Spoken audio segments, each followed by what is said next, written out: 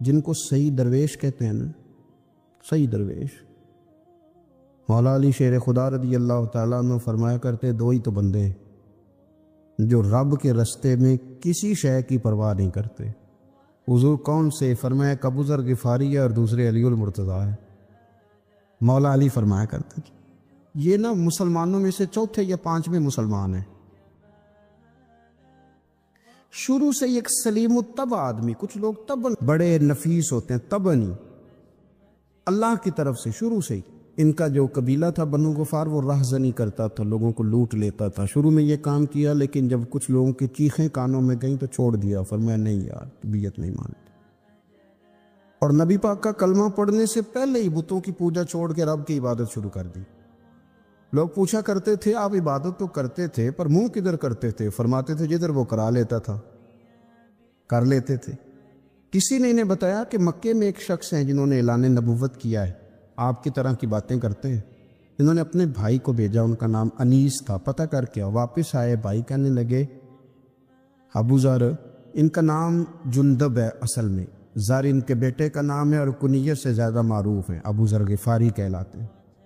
فرماتے ہیں کہ بھائی نے آ کے بتایا کہ وہ نیکی کا حکم دیتے ہیں، برے کاموں سے منع کرتے ہیں، صلہ رحمی کا پیغام دیتے ہیں، لیکن لوگ سارے مخالف ہیں۔ یہ چیز بھی بڑی کاؤنٹ ہوتی ہے، اسے نہ کاؤنٹ کیا کریں۔ لوگوں کی ترجیحات بدلتی ہیں، صبح کچھ، دوپہر کچھ، شام کچھ، اسے نہ کاؤنٹ کریں۔ انہوں نے اس بات کو کاؤنٹ کر کے بتایا کہ لوگ ان کے جو ہیں نا وہ مخالف ہیں سارے۔ تو حضرت ابو ذر غفاری کہنے لگے مجھے تسلی نہیں ہوئی، میں خود جا کے پتہ کروں گا۔ کہتے ہیں مکہ شریف آیا تو کسی ایسے آدمی سے پوچھ بیٹھا، میں تو کچھ اور سمجھا تھا، وہ کچھ اور نکلا۔ مکے والوں نے بڑا مارا۔ مکے پہنچ کے پہلی جو چیز ملی وہ مار کھانے کی تھی۔ اب میں ڈرتے کسی سے پوچھتا ہی نہ، بھوک بھی بڑی تھی، رہنے کو جگہ نہیں تھی، حرم شریف میں لیٹا رہتا تھا۔ میرے نصیب دیکھو، مجھے ایک شخص نے آ کے ہلایا، کہنے لگے اگر مناسب سمجھے تو میں آپ کو دیکھ رہا ہوں کافی دیر سے، آپ کوئی پردیسی ہیں، آپ کا اپنا مہمان نہ بنا لوں؟ تو میں نے کہا آپ کا کیا نام ہے؟ کہنے لگے میرا نام ہے علی ابن ابی طالب۔ کہتے ہیں مولا کائنات گھر لے گئے، کھانا بھی کھلایا، جگہ بھی دی، سونے کو خدمت بھی کی، لیکن چونکہ میں تو پہلے ایک سے پوچھ کے مار کھا بیٹھا تھا، میں نے پوچھا نہیں میں کدھر آیا ہوں۔ رات رہے، اگلی رات بھی رہے، لیکن میں نے بتایا نہیں میں کس کام آیا ہوں۔ حضرت ابو ذر غفاری رضی اللہ تعالیٰ عنہ کہتے ہیں خود ہی مولا علی نے پوچھا بتا سکتے ہو کیسے آئے ہو؟ میں نے کہا راز رکھ لو گے؟ فرمایا بڑا کشادہ سینہ دیا رب نے مجھے، تو بات تو کہنے لگے یار میں تو محمد مصطفیٰ کی زیارت کرنے آیا صلی اللہ تعالیٰ علیہ وسلم۔ یہ بے نیاز لوگوں میں سے ہیں حضرت سیدنا ابو ذر غفاری، میں حضور کی زیارت کے لیے۔ حضرت علی کہنے لگے سویرے لے چلوں گا۔ انسان بزدل نہیں ہوتا، ہر انسان بزدل نہیں ہوتا، اور بلا وجہ ٹکراؤ کی پالیسی بنا لینا یہ بھی سیانے لوگوں کا کام نہیں۔ حکمت کے تقاضوں کے مطابق چلنا یہ بھی دلیر لوگوں کا ہی کام ہوتا ہے۔ حضرت مولا علی کہنے لگے صبح لے کے چلوں گا پر حالات ٹھیک نہیں، شرارتی لوگ ہر جگہ ہوتے ہیں، اگر کوئی شرارتیوں کا ٹولہ ملا نا جو کھڑا ہوگا جاسوسی کرنے کے لیے کہ حضور کی طرف کون کون جا رہا ہے، تو میں نیچے جھکوں گا جوتے کا تسمہ ٹھیک کرنے کے لیے، لیکن آپ نے نہیں کھڑے ہونا، آپ نے چلتے رہنا ہے تاکہ کسی کو شک نہ ہو۔ کہتے اس ترتیب سے حضرت علی مجھے لے کے گئے، میں حضور کی بارگاہ میں پہنچا۔ مولا علی کہتے ہیں بڑے بڑے لوگ سوال کرتے تھے پر یہ شروع سے سلیم الطبع تھے، مجھے کہہ لینے دینا، جنہوں نے ماننا ہوتا ہے وہ لمبے سوال کرتے ہی نہیں۔ مان جو لیا تو لمبے سوالوں کی ضرورت ہی کوئی نہیں۔ کہتے ہیں لوگ بڑے بڑے سوال کرتے تھے پر ابو ذر نے 2-3 باتیں پوچھیں اور آگے جا کے کہنے لگے حضور ہاتھ بڑھائے مجھے کلمہ پڑھائے۔ نبی پاک صلی اللہ علیہ وسلم نے کلمہ پڑھایا، فرمایا باہر جا کے نا ابھی ذکر کرنا کہ تم مسلمان ہو گیا، یہ ماریں گے۔ عرض کی حضور انہیں مارنے دے، میں آیا بھی مار کھانے ہے، انہیں مارنے دے نا۔ پڑا فلک کو کبھی دل جلوں سے کام نہیں، داغ دلوی نے کہا تھا پڑا فلک کو کبھی دل جلوں سے کام نہیں، اور جلا کے راکھ نہ کر دوں تو داغ نام نہیں۔ ماری تو کھانے آئے ہیں، مارنے دے، کرنے دے، زور جتنا لگانا ہے لگانے دے۔ باہر جا کے اعلان کیا، مکے والوں نے مارا، اتنا مارا کہ بے ہوش ہو گئے۔ پھر کسی نے بتایا کہ تم نے گزرنا بھی ہے ان کے علاقے سے، بنو غفار سے، پھر ان کا پتہ بھی ہے یہ لوگ بڑے سخت ہیں، پھر چھوڑا۔ تباً بڑے جلالی تھے، زاہد مزاج تھے. فرماتے تھے کہ جو تمہاری ضرورت سے زیادہ ہے وہ سارا صدقہ کرو. کنز کے معاملے میں ان کا رویہ یہ تھا. صرف حضرت صدیق اکبر کو کچھ نہیں کہا انہوں نے، باقی حضرت عمر جیسے آدمی کو بھی کھڑا کر کے کہہ لیتے تھے یہ مال کیوں رکھا ہوا ہے خزانے میں، بانٹ دے کیوں نہیں سارا. اور جناب عثمان غنی رضی اللہ تعالیٰ عنہ کے ساتھ تو باقاعدہ کئی دفعہ اس موضوع پر گفتگو کی. وہ کہتے تھے کہ جب اللہ کہتے ہیں قرآن میں کہ مال دولت جمع نہیں کرنی، تو وہ جو لوگ تھے وہ بھی بڑی شانوں والے تھے. وہ کہتے تھے کہ اللہ نے جب زکوٰۃ فرض کی تو مال جمع ہوتا ہے تو زکوٰۃ فرض ہوتی ہے نا. جب فطرانے کا کہا تو مال ہوتا ہے تو فطرانہ آتا ہے نا. تو آپ جو کہہ رہے ہیں وہ ٹھیک ہے، پر آپ اعلیٰ بات کر رہے ہیں تقوی کی، سارا بانٹو. تو حضرت ابو ذر غفاری کہتے تھے چلو ٹھیک ہے تمہاری بھی بات مان لیتا، پر یہ بتاؤ مدینے والے کا اپنا طریقہ کیا ہے؟ کہ بھئی حضور کا طریقہ تو وہی ہے جو آپ بتا رہے ہیں. تو فرمانے لگے پھر اس رستے نہ چلیں جو رستہ مدینے والے رسول کا ہے. اور حضور سے، نبی پاک سے عشق کرتے بڑا کھل کے. یہ صحابہ صفہ میں سے تھے.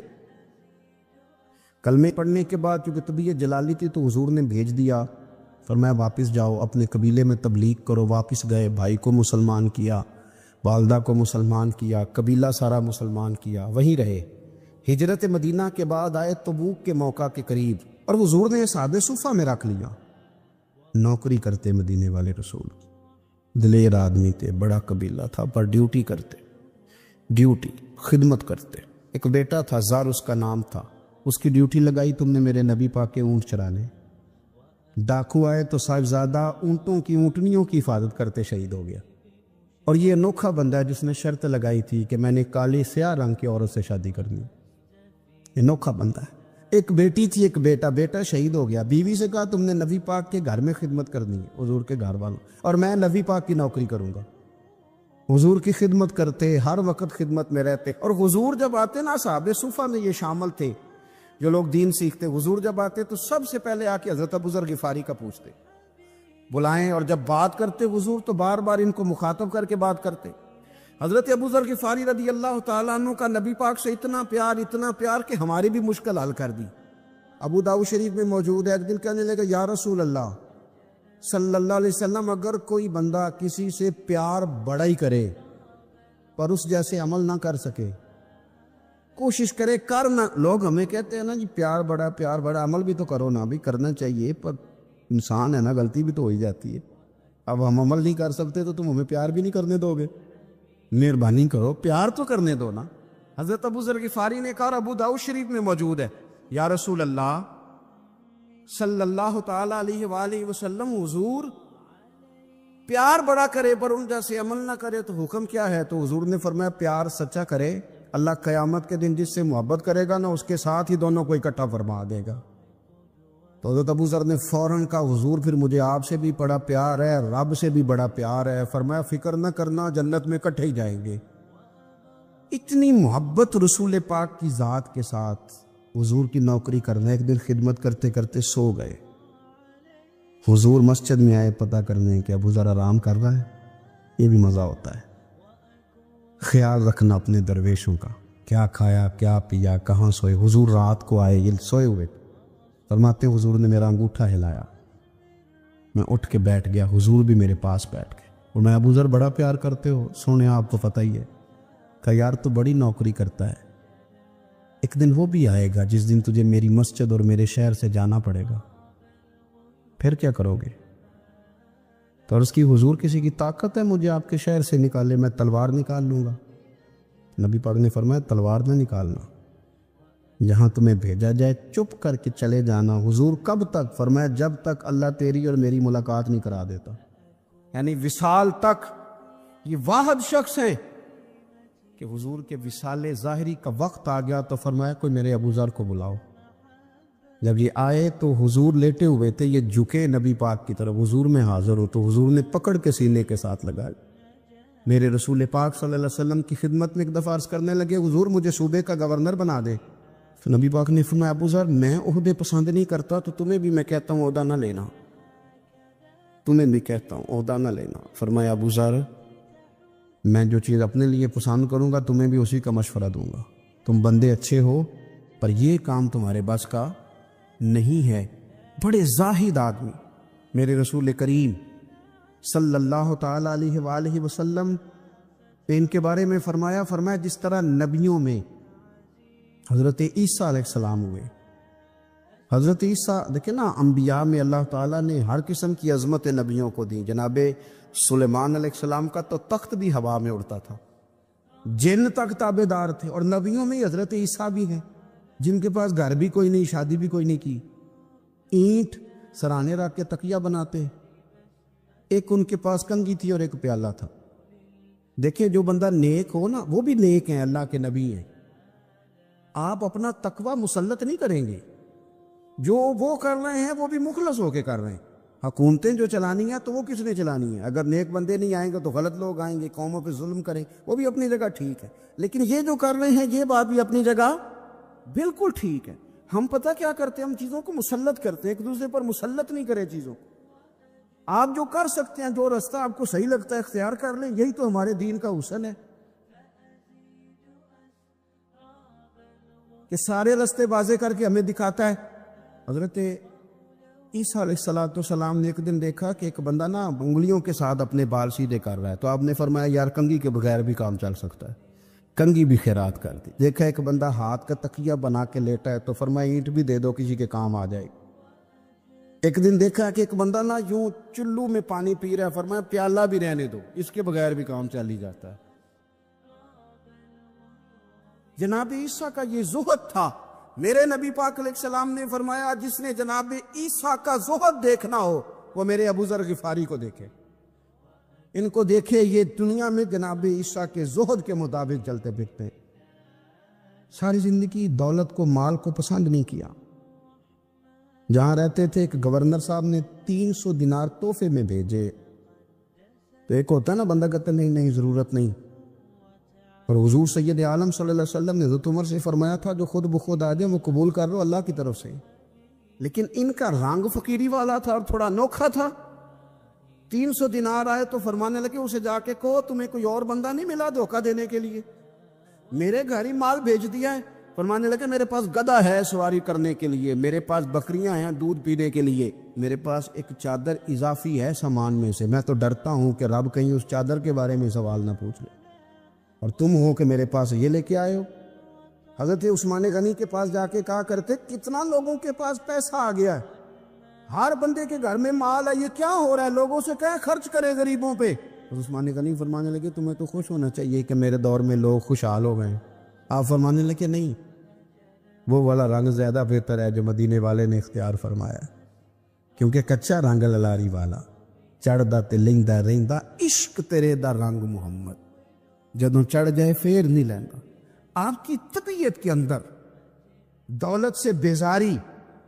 حضرت ابو درداء، حضرت ابو موسیٰ اشعری، حضرت ابو ہریرہ رضی اللہ تعالی عنہ، یہ سمجھ لیں ان کے کلاس فیلو تھے، ان کے ساتھ پڑھا تھا انہوں نے. حضرت ابو ذر غفاری ان پر بھی جلال کرتے. آپ یقین کریں کہ طبیعت نا ایسے کیف میں آ گئی ان کو پڑھ کے. ان کو پڑھا جب کچھ دنوں سے تو کچھ انوکھا، یہ انوکھی وضع ہے، سارے زمانے سے نرالے ہیں. یہ بندے کون سی بستی کے یار اب رہنے والے، یہ کس طرح کے لوگ ہیں، کیا سوچ ہے. حضرت ابو درداء رضی اللہ تعالیٰ عنہ کے گھر کے قریب سے گزرے تو حضرت ابو درداء مکان بنا رہے تھے. کیا جملہ کہا، تڑپ گئی روح. فرمانے لگے ابو درداء تجھ سے مجھے یہ امید نہیں تھی یار. فرمایا کیا ہوا؟ فرمانے لگے اب تیرا مکان بنانے کے لیے بھی اللہ کے بندوں کی پشتوں پر اینٹیں رکھی جائیں گی. تیرا مکان بنانے کے لیے رب کے بندوں کی پشتوں پر اینٹیں تیرے لیے. حضرت ابو درداء نے گردن جھکا لی. فرمایا یار جہاں تو ہے نا تو بالکل ہی ٹھیک کہتا ہے. کیوں؟ میرے نبی پاک صلی اللہ علیہ وسلم نے فرمایا اس زمین کے اوپر اور آسمان کے نیچے ابو ذر غفاری سے سچا بندہ کوئی نہیں، ان سے زیادہ سچا کوئی نہیں. فرمایا تو ٹھیک کہتا ہے یار، صحیح کہتا.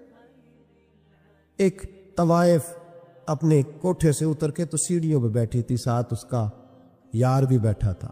بابا اپنی مستی میں جا رہا تو بابا جی کے پیروں سے کچھ مٹی اڑی تو اس عورت کے کپڑوں پہ پڑ گئی. پرواہ نہیں، بزرگ گزر رہے. وہ یار اس کا دوڑا ہوا آیا. ابھی بابا وہی بیٹھا تھا دوڑے آئے پیچھے سے لوگ، شور ہوا، بابے کو تو بوجھ کے وہاں لے گئے جہاں اس نوجوان نے تھپڑ مارا تھا۔ کہا تو اللہ کا بندہ ہے، اللہ کے بندے بد دعا تو نہیں دیتے۔ ہوا کیا؟ حضرت فضیل بن عیاض فرماتے ہیں ایک جوان تھا، مسجد میں آیا، لوگوں سے کہنے لگا روٹی کھلاؤ، کسی نے توجہ نہ کی۔ اس نے کہا میں رب رب بتانے والا ہوں، میری طرف دیکھو تو صحیح۔ کسی شخص نے خیال ہی نہ کیا۔ حضرت فضیل ابن عیاض کہتے ہیں امام صاحب نے اعلان کیا چندہ دو، کوئی لاوارث فوت ہو گیا، کفن دینا۔ چندہ کٹھا ہوا، کفن خریدا، جنازہ پڑا، عشاء کے بعد دفن کر کے آئے۔ فجر کی نماز کے لیے جب امام اور مؤذن مسجد میں آئے تو چیخیں مارنے لگے، تڑپنے لگے، دور دور تک آوازیں پھیل گئی، دنیا دوڑی آئی۔ کیا ہوا؟ اعلیٰ حضرت فاضل بریلوی رحمت اللہ علیہ کے مکان کی دیوار گر گئی۔ ایک کونا مکان کا، آپ جانتے ہیں پرانی دیواریں چھوٹی ہوتی تھی اور بارشوں میں اکثر گھروں کی دیواریں گری ہوئی ہوتی تھی۔ ایک سائیڈ کی دیوار گر گئی تو اس کونے میں ہندوؤں کا گھر تھا۔ بات ذرا سخت ہے پر چلو آپ میرے عزیز ہے، کر جاتا ہوں۔ ملا رومی رحمت اللہ تعالی علیہ فرماتے ہیں مجھ سے ایک شخص نے کہا کہ نبی پاک صلی اللہ تعالی علیہ وسلم اگر سراجم منیرہ ہے تو نظر کیوں نہیں آتے؟ لاوارث بن کے زندگی نہ گزارے۔ ہم نے کسی کو وارث بنایا ہی نہیں، بیعت بھی رسمی، عقیدت بھی رسمی، ارادت بھی رسمی، رسم ہی رسم، نام لکھوانے کے لیے بس کہہ دیا فلاں جگہ ہے۔ او بھائی جب کوئی وارث ہوتا ہے تو پھر حالات بدلے ہوئے ہوتے ہیں، پھر مزاج بدلے ہوئے ہوتے ہیں۔ حضرت مرزا مظہر جانا فرماتے ہیں کہ بارش ہوئی تھی تازی دلی میں تازی بارش ہوئی، ایک بابا لکڑی کے جوتے پہنے کھڑا ہوں، اللہ اللہ اللہ اسی کسے دے کچھ بھی نہیں لگ دے، نہ کوئی ساڈا دردی۔ بابا مست ہو کے جا رہا، اللہ اللہ کرتا جا رہا۔ ایک طوائف اپنے کوٹھے سے اتر کے تو سیڑھیوں پہ بیٹھی تھی، ساتھ اس کا یار بھی بیٹھا تھا۔ بابا اپنی مستی میں جا رہا تو بابا جی کے پیروں سے کچھ مٹی اڑی تو اس عورت کے کپڑوں پہ پڑ گئی، پرواہ نہیں، بزرگ گزر رہے۔ وہ یار اس کا دوڑا ہوا آیا، اس نے آ کے تھپڑ مارا، کا خیال نہیں سارے اس کے کپڑے آلودہ کر دیے، تو کدھر تیرا دماغ نہیں ٹھیک؟ بابا نے نظر اٹھائی، کہا بیٹے میں نے دیکھا نہیں، چل اللہ تیرا بھلا کرے، تو نے بدلہ لے لیا۔ بابا جی چپ کر کے وَإِذَا خَاطَبَهُمُ الْجَاهِلُونَ قَالُوا السَّلَامَ، چپ کر کے گزر گئے۔ ٹھنڈ کا موسم تھا، بارش تازہ ہوئی تھی، حلوائی دودھ کاڑ رہا تھا، اس نے بٹھایا بابا جی کو پھٹے پہ، پیالہ پکڑا، دوڑ کے آگے بڑھا، بزرگ آ گئے، آئیے بیٹھیے، دودھ کا گرم پیالہ شکر ڈال کے دیا، بابا جی نے دودھ پیا، پھر نظر جھکی، پھر رنگ بدلا، کہنے لگے مالک تو کتنا بے نیاز ہے، کہیں تھپڑ مرواتا ہے، کہیں دودھ پلاتا ہے، تیری بے نیازی ہے نا، ادھر تھپڑ مروایا، یہاں دودھ پلایا، تو ہی جانتا ہے تیرے رنگ کیا ہے۔ ابھی بابا وہیں بیٹھا تھا، دوڑے آئے پیچھے سے لوگ، شور ہوا، بابے کو دبوچ کے وہاں لے گئے جہاں اس نوجوان نے تھپڑ مارا تھا۔ کہا تو اللہ کا بندہ ہے، اللہ کے بندے بد دعا تو نہیں دیتے۔ ہوا کیا؟ کہا تو نے بد دعا دی ہے؟ کہا نہیں دی، بات بتاؤ۔ کہنے لگے اس نے تجھے تھپڑ مارا، چھت پہ چڑھا ہے، پیر پھسلا ہے، گردن کے بل گرا ہے، منکا ٹوٹ گیا، مر گیا، تو نے بد دعا دی ہے۔ بابا جی کہنے لگے یار میں نے تو دوسرا لفظ بھی نہیں کہا، بھلا ہو کہہ کے گزرا ہوں، میں نے نہیں بد دعا دی۔ کہا تو نے دی ہے تبھی تو مر گیا۔ کہا نہیں دی۔ کہا بابا تو بزرگ آدمی ہے، سچ بول۔ تو بابا جی کہنے لگے سچ سنو، پھر میں آ رہا تھا، میرے پیروں سے مٹی اڑی، اس کے یار کے کپڑوں پہ پڑی، اسے برا لگا، اس نے مجھے مارا۔ جب اس نے مجھے مارا تو میں کوئی لاوارث تو نہیں تھا، جب اس نے مجھے مارا تو میں کوئی لاوارث تو نہیں تھا، مجھے دشمنوں نہ چھیڑو، میرا ہے کوئی جہاں میں ابھی پکار لوں گا، نہیں دور ہے مدینہ۔ اس نے مجھے مارا تو میں کوئی لاوارث تھا کہ میرا بدلہ کوئی نہ لیتا؟ اس نے مجھے مارا ہے تو میرے یار کو برا لگا ہے تو اس نے اسے مار دیا ہے، میری تو غلطی کوئی نہیں، یاروں کا جھگڑا ہے، یہ تو دوستوں کا جھگڑا ہے، یہ تو یاروں کا جھگڑا ہے، کوئی غلطی نہیں میری، کوئی غلطی نہیں، خش جنہ قدر نہیں میرا، اے میرے صاحب نو وڈیانیاں، میں تے گلیاں دا روڑا کوڑا، میں گلیاں دا روڑا کوڑا، مینوں محل چڑھایا ہے سائیاں، مینوں محل چڑھایا ہے سائیاں۔ فرمایا اس نے مجھے لاوارث سمجھا تھا کہ تھپڑ مار کے گزر جائے، میرا کو پوچھے گا ہی نہیں۔ میرے رسول پاک علیہ السلام کے بارے میں رب فرماتا ہے ابھی میں تو تیرے ہوتے ہوئے کافر کو سزا نہیں دیتا کہ تو موجود ہے.